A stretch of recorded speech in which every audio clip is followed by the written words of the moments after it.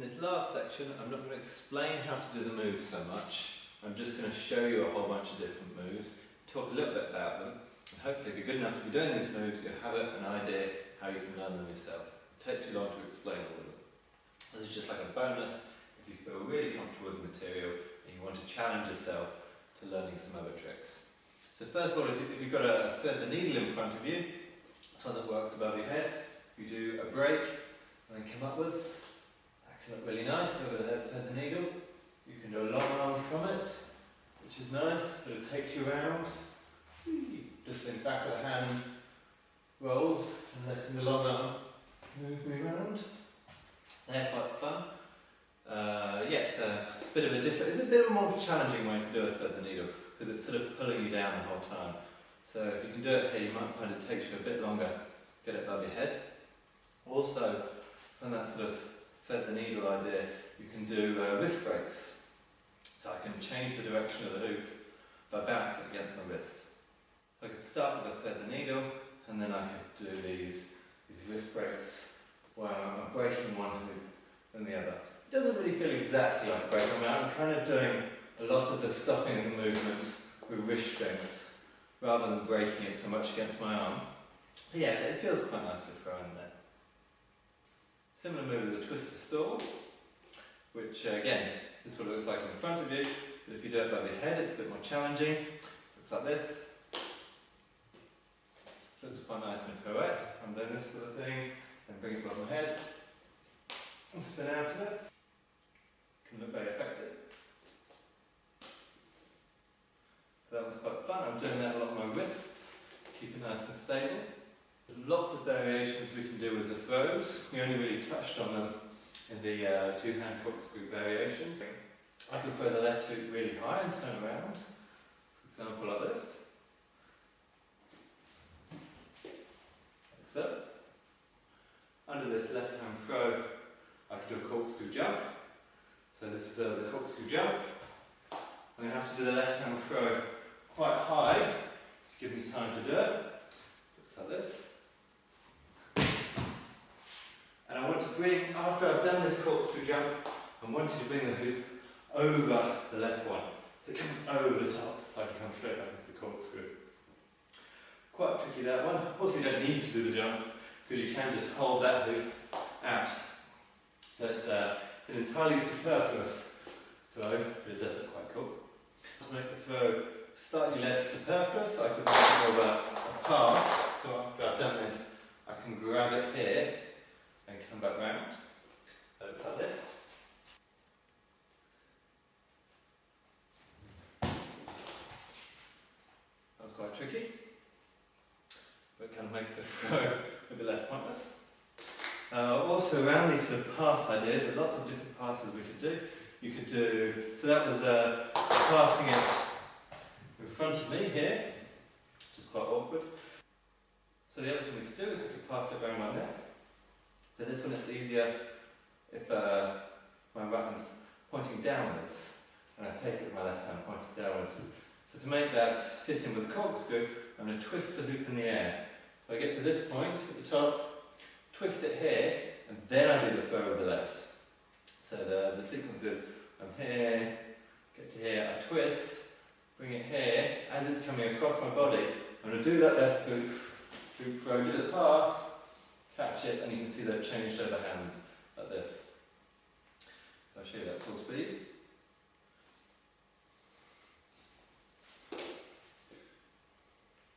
And again, you have to twist your left hand to come out of it.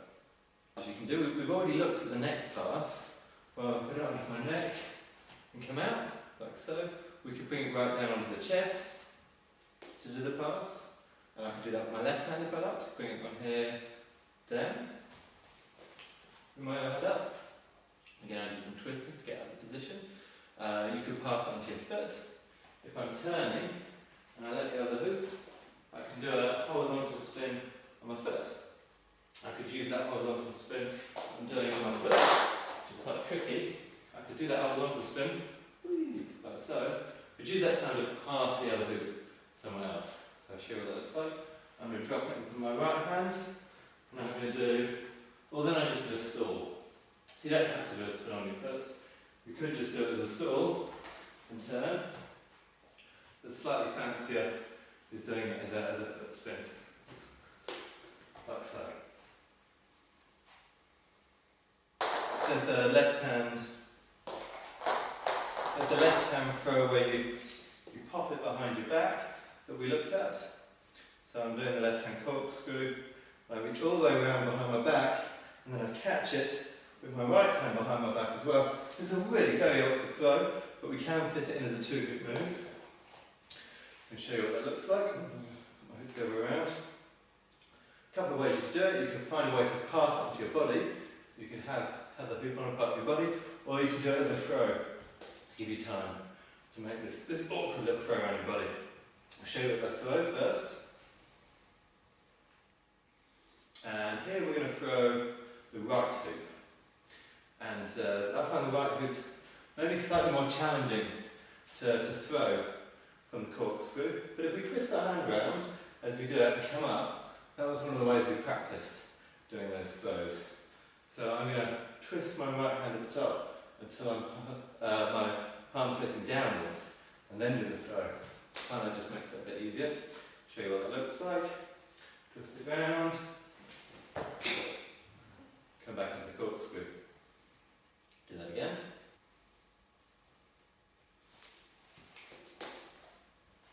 That was quite a low one. Show it with a bit more height.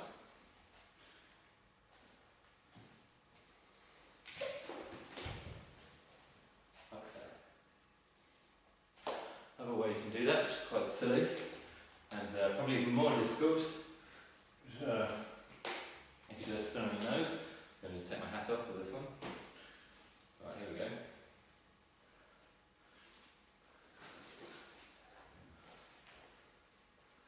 Kind of awkward. We've just been looking at these corkscrews in the same direction. You could do them in the opposite direction. Don't find them particularly comfortable, especially with bigger hoops. Doesn't really work. But it can be quite nice for the throws. That's the only thing that can sort of come out of it. Because you can do this sort of, if you do it behind the back throw on one side, and then the other one is a behind the back throw. From these corkscrews, you get this sort of pattern. It's quite nice. So this is the corkscrews going in different directions. If you put a hand spin at the top, it can look even nicer because it just gives the hoops a bit more time to get round. Gives you a bit more space in the pattern. So I think that trick's quite pretty. We can do an elbow pass. We put on the elbow and take it off. We did it where you take it off with the same hand. It's probably fractionally easy to take it off with the other hand. I'll show you what that looks like. I'm doing a corkscrew. I'm going to put my right hand under my left hand, stick that elbow up, pass the other hip across, and then grab it back here. And I can either come back in front or do a little throw. I'll show you that a bit faster. Go here, do the pass, do the throw. It's kind of cool. Or, instead of doing a little throw here, we could pass it onto the other elbow to complete the movement and then come round into a corkscrew. I'll show you that a bit faster. Turning really helps in this one.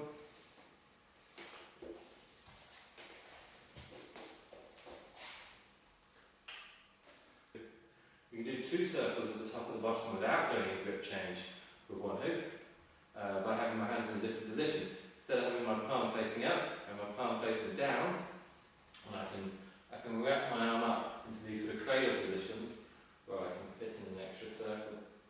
So I just let my grip gently twist around. I'm not doing a grip change, just let my hand twist around on the hoop and then leaning right back into it. So let it happen. Quite difficult to keep this one really horizontal. I don't particularly like the trick. I'm just showing you as an idea. You can do 2 hoop breaks, like so, in the corkscrew. Here I'll wait till the top one joins up with the bottom one, and then I start the top one off first. So let them join up. Start the top hoop each time. You need to be able to do the corkscrew in both directions, obviously, for this double break to work.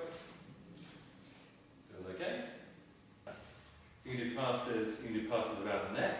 So I could take the right hand hoop, and I could come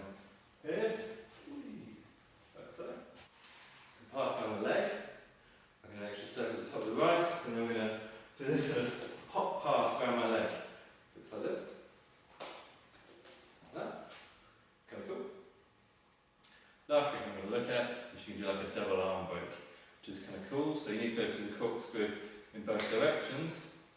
But as I come down, I can bring the left hoop onto my body here, so my elbow's underneath it, locks into this elbow, and then my right hoop in here. And then I change direction, do the same thing with the other hoop.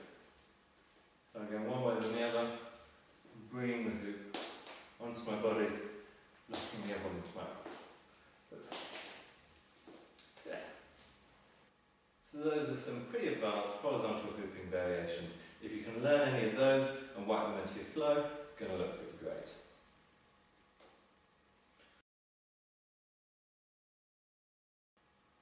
So that's the end of my workshop. Hope you've enjoyed it and I hope you've learnt a lot. If you're struggling with your flow at any point, then the best thing to do is to take out any tricks which are breaking your flow. Stop them for a bit, get really comfortable doing it without those tricks.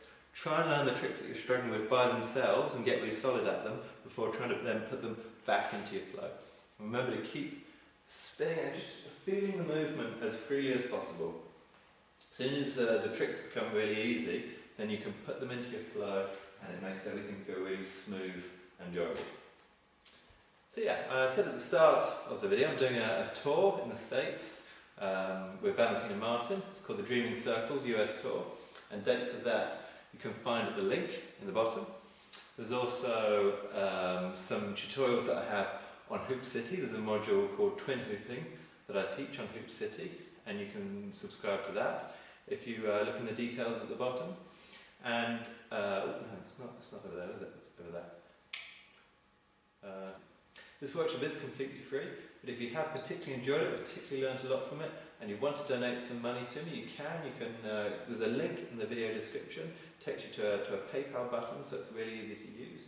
You don't have to, but if you do fancy doing it, even the cost of a cup of coffee is greatly appreciated and allows me to keep doing what I'm doing. So yeah, that's great. Right, my name is Bags. Thanks for watching.